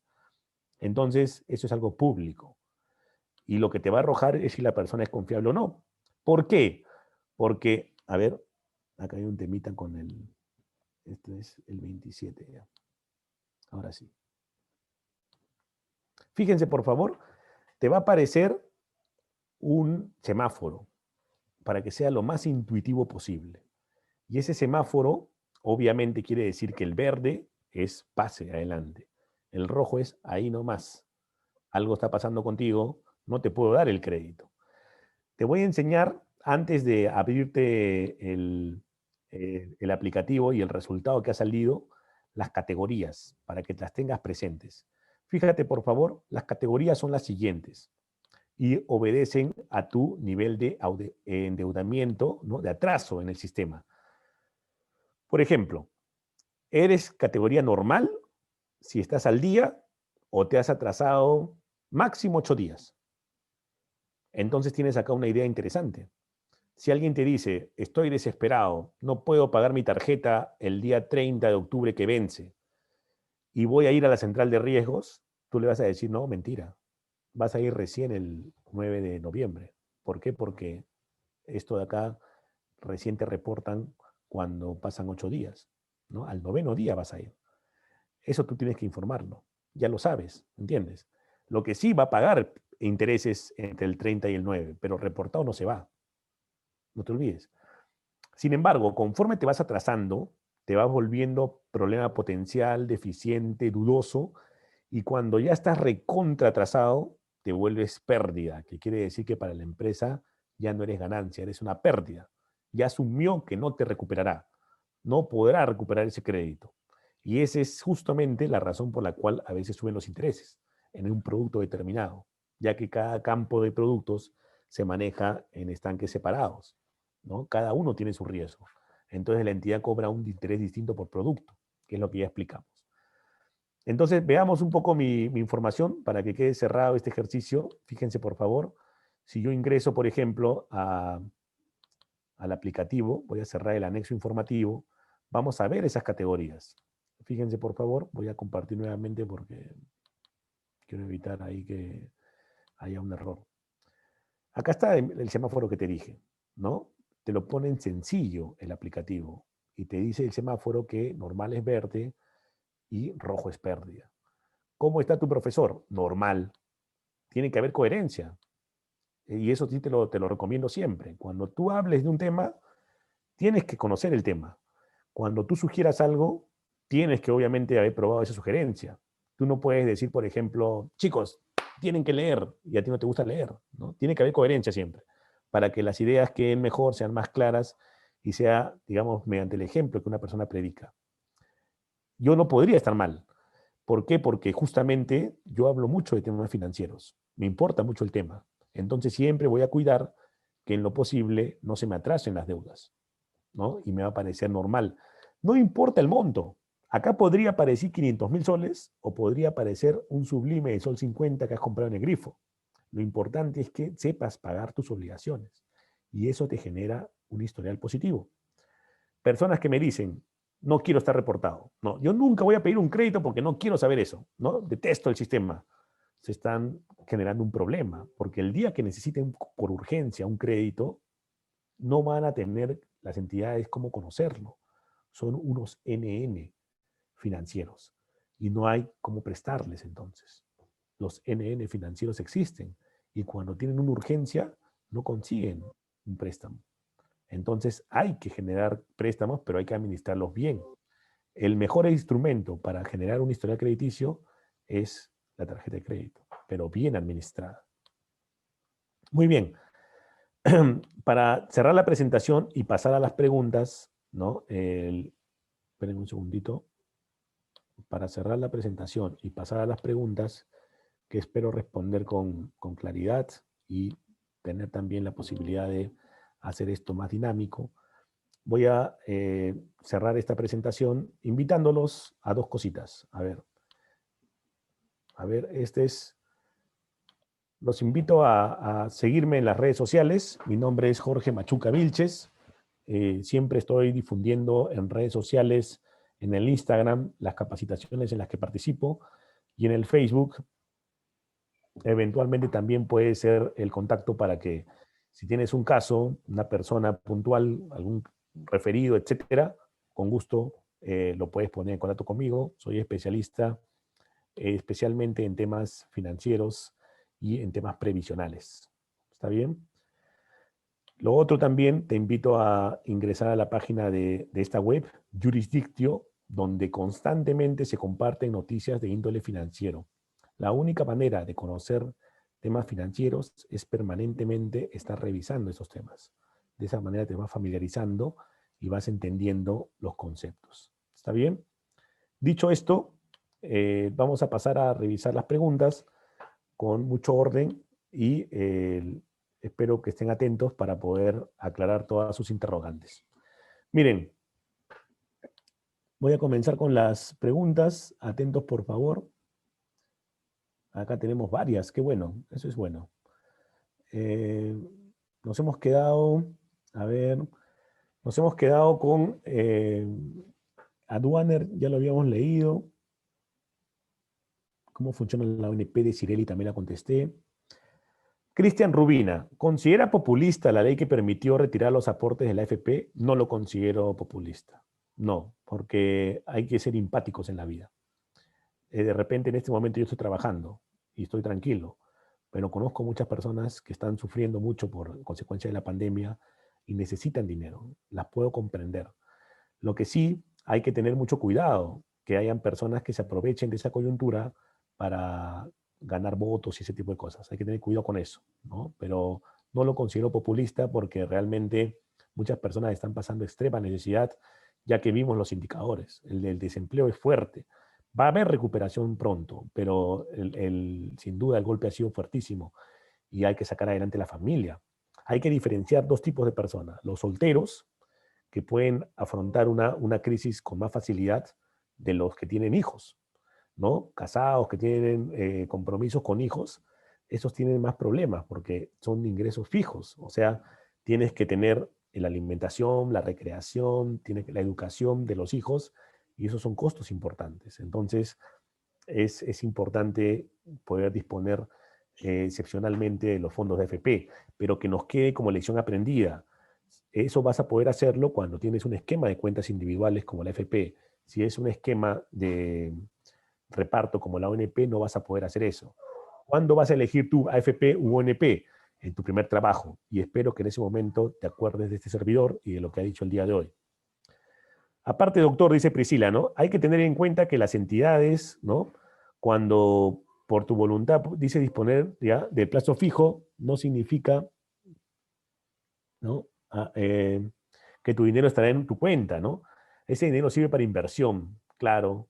Entonces, justamente las entidades cuando disponen del plazo fijo, tienen la seguridad de que van a tener más tiempo ese dinero inmovilizado para poder usarlo, ¿no?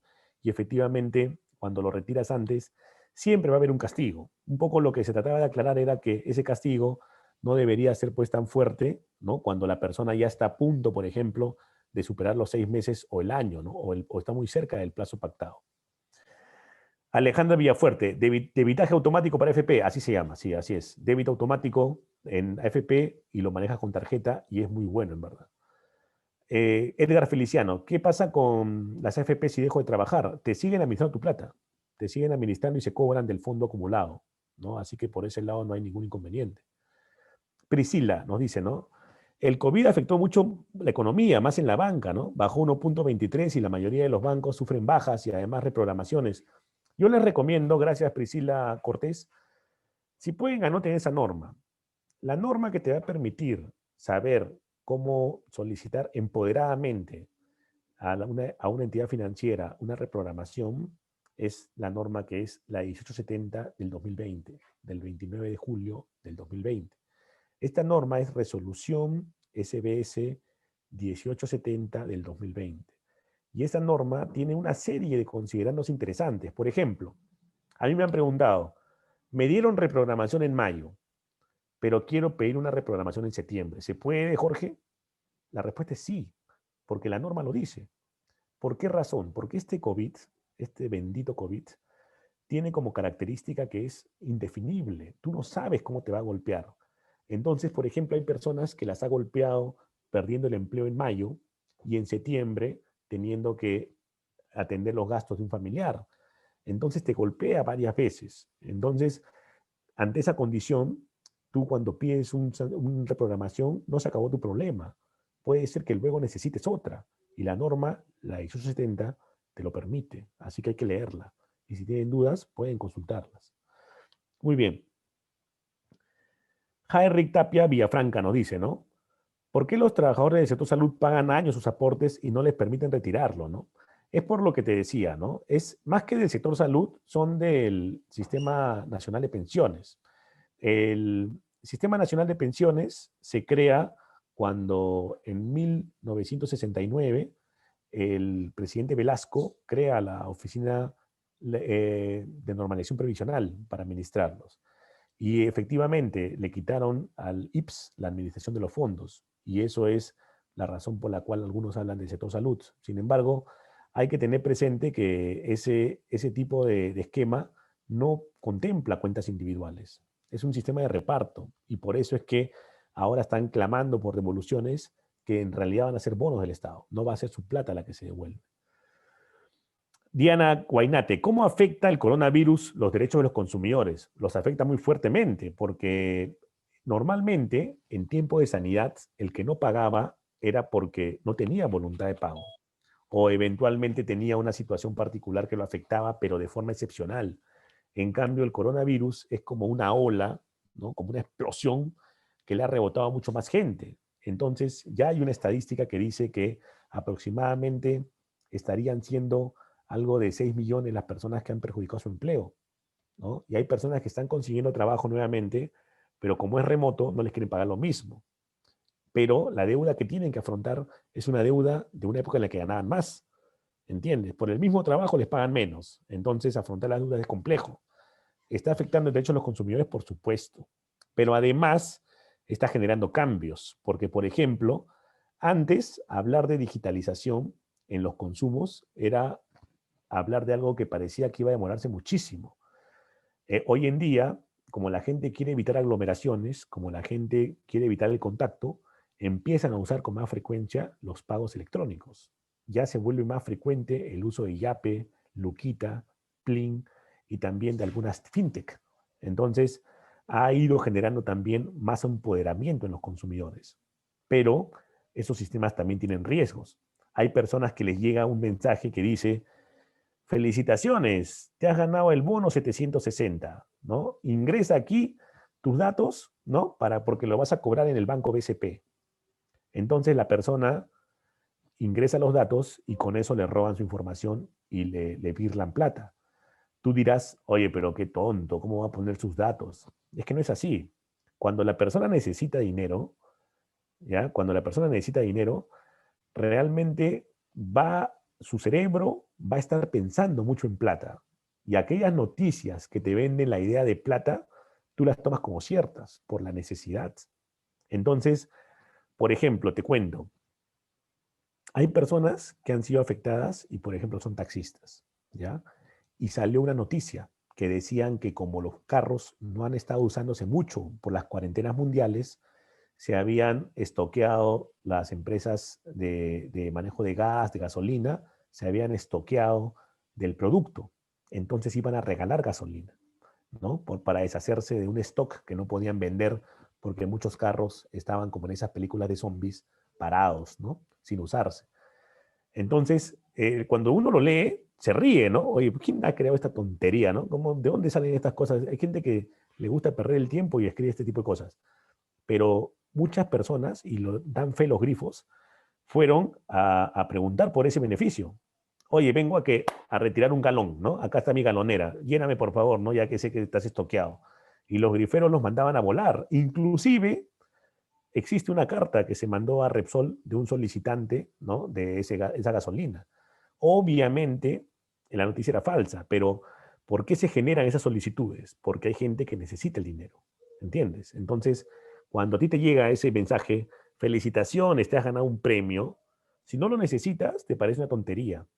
Pero si necesitas, vas a buscar: oye, ¿dónde cobro? ¿Dónde firmo? ¿No? ¿Entiendes? ¿Por qué razón la gente comparte esos memes, ¿no? Esas imágenes en Facebook de un paquetito de plata envuelto que dice que si lo compartes te encontrarás uno y que no falla porque yo lo compartí y me encontré uno, ¿no? Así te viene con un testimonio, porque hay personas que necesitan, ¿no? Entonces ahí es donde se presenta el inconveniente, y en estos temas de transferencias electrónicas hay que tener mucho cuidado porque los inescrupulosos están a la orden del día, ¿ya?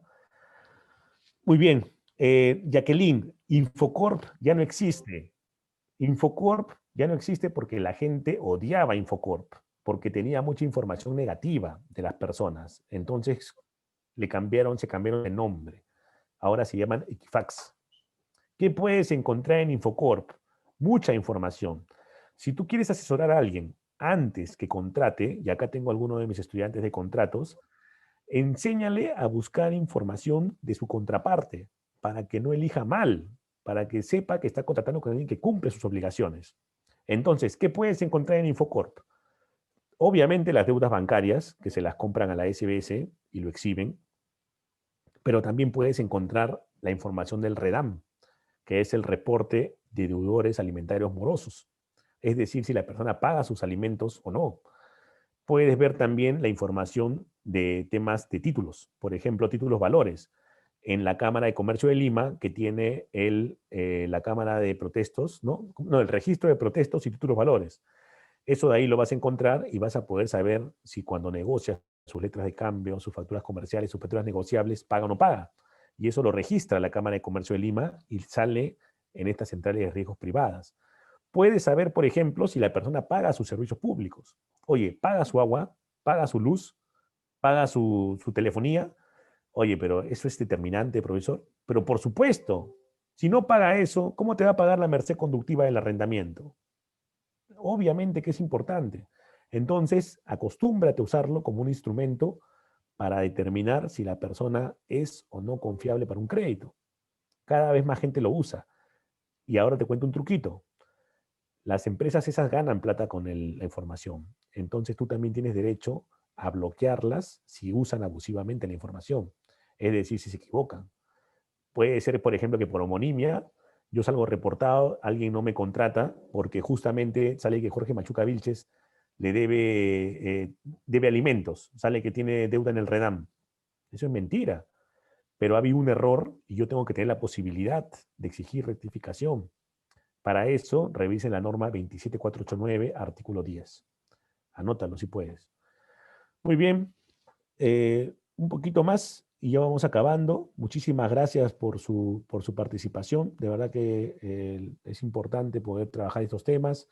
Cuando tengamos la posibilidad de hacer otro webinar, recomiéndalo, ¿no? Recomiéndalo. Muchas personas salen muy contentas, pero su satisfacción tiene que ser también invitar a personas a participar en estos esfuerzos que hace la universidad para que sus docentes compartan información, para que todos nos beneficiemos. Esto ayuda a la acreditación, ayuda al licenciamiento y además socializan a los docentes. Muchos acá probablemente ni me conocen, no llevan conmigo, pero pueden saber más adelante que si se cruzan conmigo pueden aprender algunas cosas interesantes y ya saben un poco cuál es mi estilo.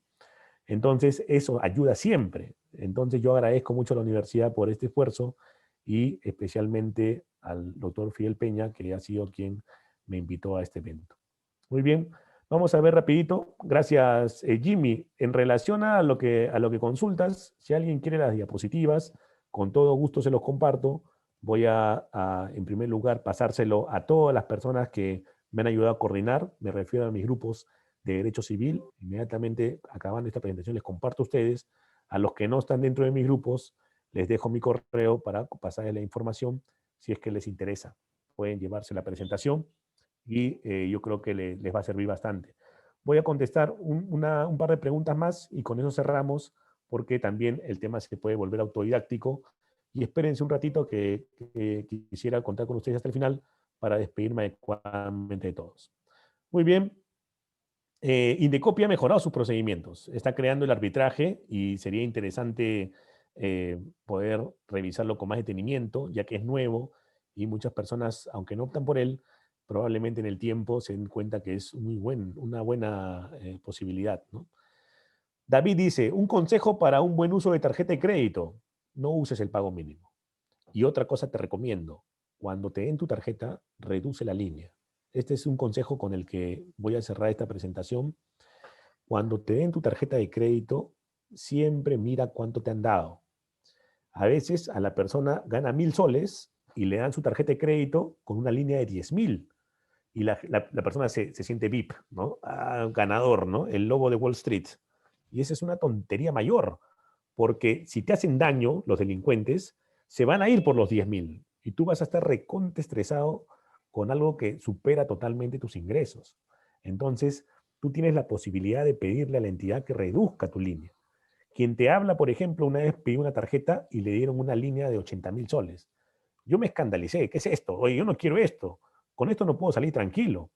Porque incluso se te puede perder, alguien puede tomar los datos y consume como loco y te revienta la tarjeta y luego vas a estar estresado hasta que se solucione eso. Entonces pedí una reducción. Redúzcanme esta línea porque a mí me estresa. Y además es obligación, es la norma. Entonces revisen en todo caso el reglamento de tarjeta de débito y crédito que tiene muchísima información sobre el particular. Muy bien, espero David que te sirva ese consejo. En todo caso, otro consejo más chiquito. Hay operaciones que cada persona ve si usa o no usa. Son 3 principalmente. Una es que la tarjeta de crédito te permite comprar por internet.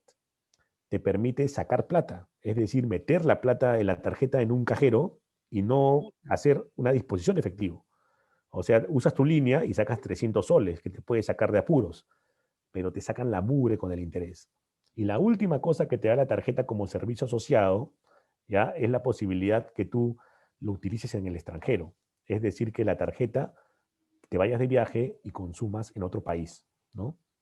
Una anécdota sobre el particular. Cuando tú tienes que consumir en otro país, tienes que avisarle a la empresa. Tienes que decirle, oye, ¿sabes qué? Voy a viajar, ¿no? Y voy a consumir en otro país. ¿Por qué? Porque todos tenemos un control que hacen las empresas de cómo nos manejamos con la tarjeta. Si has escuchado que alguien te dice, oye, te vas de viaje a Argentina, oye, avísale a tu entidad, ¿ah? ¿Por qué le voy a avisar de que fuera mi papá? ¿No? Tienes que avisarle. ¿Por qué razón? Porque te hacen un monitoreo de cómo consumes y si empiezan a aparecer consumos en Argentina, la entidad puede deducir que de repente te han clonado la tarjeta. De repente hay una banda delincuencial que te está hackeando el chip y está consumiendo en Argentina, como que le ha pasado a mucha gente. Entonces, ¿qué pasó? Y esta es una anécdota con el Mundial. A quien te habla le gusta mucho el fútbol. Cuando Perú llega al Mundial de Rusia, año 2018, muchos peruanos salieron de su patrón habitual. O sea, normalmente gastaban pues algo razonable con su tarjeta y sin embargo empezaron a hacer consumos en Rusia porque se fueron de viaje allá, rompieron el chanchito y se fueron a ver a su selección, ¿no? A ver cómo se fallaba el penal Cueva. Entonces, estas personas rompieron su consumo habitual. Es decir, en Perú a veces ni viajaban dentro del país, no viajaban dentro del país, ni siquiera se iban a Huacho, pero de repente se fueron a Rusia porque aman el fútbol. Entonces, las entidades tomaron eso como sorpresa y a algunas personas las bloquearon. Entonces, el peruano que estaba con su tarjeta en Rusia quería comprarse pues una cerveza y le decían, no señor, no hay línea, ¿no? Oye, pero ¿qué pasó? ¿No? Le habían bloqueado porque había roto su patrón habitual. No avisó a la entidad. ¿Cuáles son mis consejos en relación a disposición de efectivo, a operaciones por internet y al tema del uso en otros países? Que si tú deseas, puedes bloquear esas posibilidades. Si tú, por ejemplo, nunca piensas sacar plata de la tarjeta porque sabes que cobran caro la disposición de efectivo, bloquea esa opción. Tienes la opción de hacerlo. Tienes la opción, si tú, por ejemplo, tienes tu papá o tienes tu abuelito que jamás va a comprar por internet porque no le interesa y porque le da miedo, lo considera riesgoso, dile a tu abuelito que bloquee esa opción. Porque si no, el facineroso suele buscar a los ancianos para robarles plata. Son el público objetivo. Entonces, dile que mejor bloquee eso.